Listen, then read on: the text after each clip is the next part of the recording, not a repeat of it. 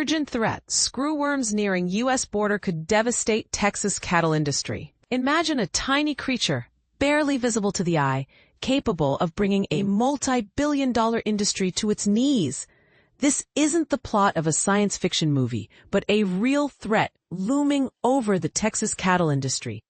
The New World screwworm, a deadly parasite, has been detected just 370 miles south of the Texas border in Huautlan de Madero, Veracruz, Mexico. This proximity has sparked urgent discussions among U.S. lawmakers and agricultural officials as the potential for an outbreak grows increasingly imminent. Senator John Cornyn of Texas has voiced his concerns, highlighting the catastrophic financial implications for the state and potentially the entire nation. An outbreak could inflict losses of approximately $1 billion on Texas livestock producers alone, with a broader economic impact of up to $3.7 billion. Given that Texas leads the nation in cattle production, the stakes couldn't be higher. The ripple effects would likely extend to other major cattle-producing states, such as California, New Mexico, and Nebraska, potentially causing a surge in beef prices across supermarkets and dining establishments. But here's where it gets controversial. The methods being employed to combat this threat are as drastic as they are innovative. U.S. Agriculture Secretary Brooke Rollins recently announced a significant federal investment exceeding $8 million to deploy planes loaded with sterile male screwworms from an old Air Force base in Hidalgo County, Texas, aiming to halt the parasite's spread by disrupting its reproduction cycle. This approach, however, isn't without its challenges. Reports from Mexico indicate that local farmers are struggling with the high costs of conventional treatments, with some resorting to extreme measures such as dousing infected cattle with gasoline or manually extracting the larvae with tweezers. The New World screwworm, in its larval stage, burrows into living flesh, causing severe infections that can kill an animal within a week if untreated. The situation has prompted legislative action. Senator Cornyn, alongside Representative Tony Gonzalez, has proposed a $300 million initiative to establish a new facility for producing sterile flies in the United States, aiming to fortify defenses against this invasive species. And this is the part most people miss. The broader implications of such an outbreak are not limited to agriculture. Wildlife, particularly in regions like Zapata County, where deer and exotic game are prevalent, could also face significant threats. The local economy, heavily reliant on both livestock and wildlife, could experience devastating impacts.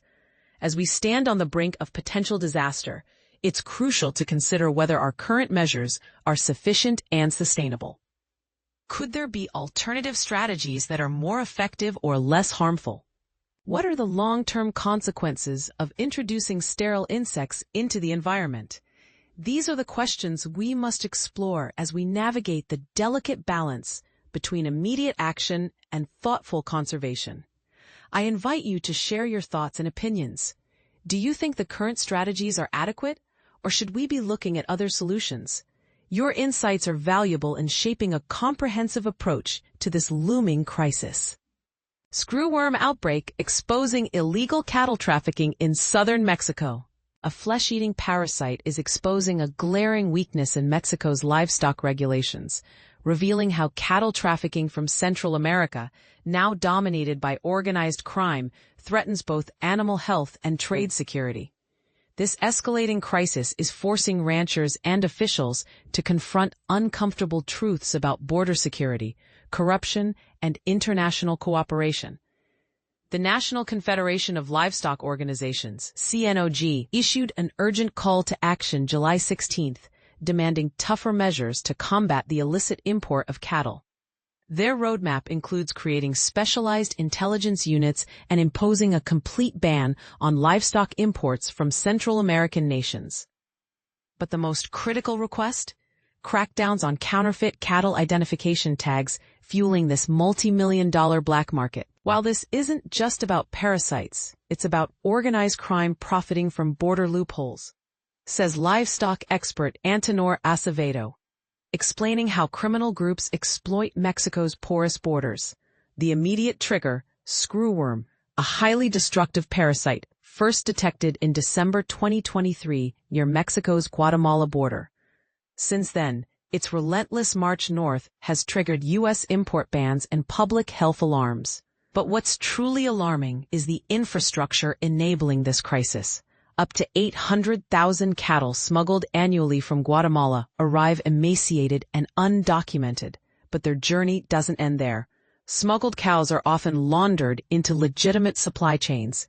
Picture this: a tiny unmarked calf from Honduras enters Mexico through remote border points. Criminal networks use counterfeit ear tags, sold illegally by corrupt officials for 40 times the official price, $50 versus $2.50, to falsely document its origin. Processed meat from these animals may even reach U.S. consumers.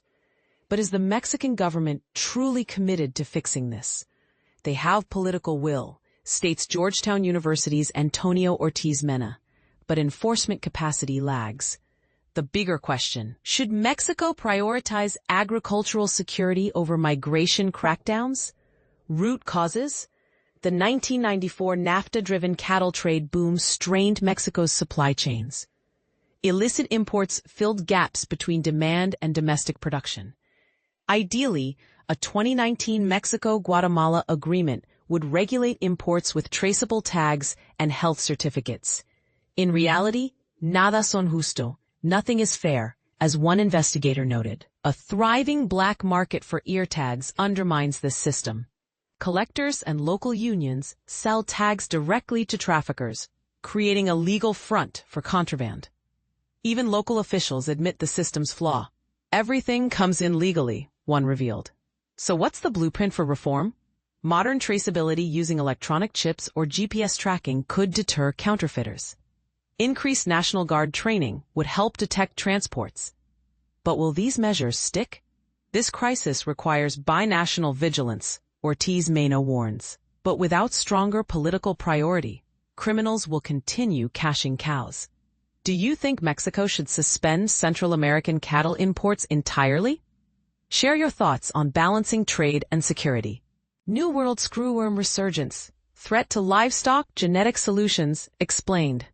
The resurgence of the New World Screwworm in Central America and Mexico has sent shockwaves through the U.S. livestock industry, raising concerns about the potential impact on animal health and economic stability. But here's where it gets controversial. Could the same methods that eradicated the pest decades ago be facing new challenges? The New World Screwworm, a parasitic blowfly, poses a significant threat by feeding on the living tissues of livestock and other mammals, leading to severe injuries and even death if untreated. Dr. Maxwell Scott, an entomologist at NC State University, has dedicated his career to studying this formidable foe. His research, including the mapping of the screwworm's genome, aims to uncover genetic vulnerabilities that could lead to more effective and cost-efficient control strategies. In Dr. Scott's laboratory, female Australian sheep blowflies, close relatives of the New World Screwworm, lay eggs in small pieces of raw hamburger meat, providing a controlled environment for genetic research. Dr. Scott explains that unlike common blowflies found in North Carolina, which primarily feed on decaying matter, the New World Screwworm has adapted to a parasitic lifestyle. Females seek out live animals, particularly mammals, and lay their eggs in wounds or natural openings such as nostrils or ears. Once hatched, the larvae grow rapidly, burrowing deep into the flesh and causing extensive damage. Their hooked bodies, which give them their name, make them extremely difficult to remove. The harm inflicted by screwworms on livestock is profound. Infested animals suffer severe injuries, often leading to death if left untreated.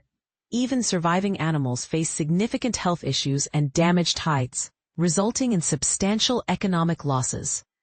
In South America, screwworms are considered a multi-billion-dollar pest. The last major outbreak of screwworm in North America occurred in the 1970s, with thousands of cases reported in 1972. Despite being declared eradicated from the United States in the 1960s, the pest remained prevalent in Mexico, periodically reinvading the U.S. through wind and weather patterns. The USDA launched an extensive eradication campaign in the 1950s, expanding it to Mexico and eventually to Central America. By 2006, screwworms were declared eradicated through Panama, reaching the Colombian border.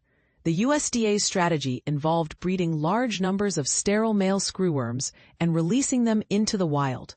These sterile males mated with wild females, preventing the production of offspring. A massive facility in Mexico produced 500 million sterile flies per week, with a smaller plant in Panama maintaining a boundary at the Panama-Colombia border. This approach was successful for over 2 decades, but the boundary eventually failed, leading to a resurgence of the pest across Central America. Dr. Scott's lab is exploring innovative biotechnological methods to enhance the sterile insect technique. They have developed genetically modified strains of screwworms that produce only male offspring when raised on a diet containing the antibiotic tetracycline. This reduces the cost associated with feeding female larvae. Additionally, they are working on a second-generation system where female embryos die early in development, further reducing costs. Gene drives represent another promising avenue for controlling screwworm populations. By biasing inheritance towards a desired trait, gene drives can spread beneficial genes through a population more efficiently than traditional methods. Dr. Scott's team is collaborating with researchers in Uruguay to develop a gene drive in screwworms, building on their success with spotted-winged Drosophila, an invasive fruit fly. Despite the challenges, Dr. Scott remains optimistic about the potential of these genetic approaches. Accurate genome maps, such as those released by the USDA in 2020, 2022, and 2025, provide valuable resources for researchers working on screwworm control. As the battle against the New World screwworm continues, these advancements offer hope for a more sustainable and effective solution. To stay informed about the U.S. response to the New World screwworm, visit the USDA Animal and Plant Health Inspection Service site. New World Screwworm Emergency Response. What do you think? Are these genetic approaches the key to eradicating the New World screwworm once and for all? Share your thoughts in the comments below.